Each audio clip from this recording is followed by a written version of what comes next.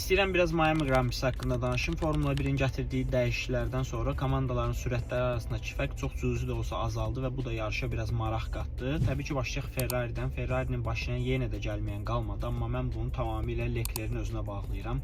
Leclerc artıq təcrübəli bir pilotdur və elə vəziyyətlərdə özünü itirməməlidir. Spin atdı, kornerləri kəsdi və verilən cəza da tamamilə haqlı idi. Yəni o yerə düşməyi tamamilə Leclerc'in özündən asılı idi. Gərək McLarenlər həqiqətən də göstərirlər ki, ən sürətli ikinci komandadılar və mövsüm ərzində şansları olacaq ki, Mercedes-ə qalib gəlsinlər. İlin başında o buraxdıqları yarışlar olmasaydı, bəlkə də bu dəqiqə xal fərqi çox az olardı. Mercedes həmişə kimi çox sürətli idi, amma belə görürəm Russell biraz demotivasiya olub, ona görə də komanda yoldaşından geri qalır. Amma mən niyəsə keçən ilki Norris Piastri vəziyyətini xatırlatdı. İlin başında Piastri güclü idi, amma ilin axırına yaxın təcrübə öz sözündə idi və Norris gəlib keçdi. Verstappen isə əslində yarışın başında spin ataraq sona düşmüşdü.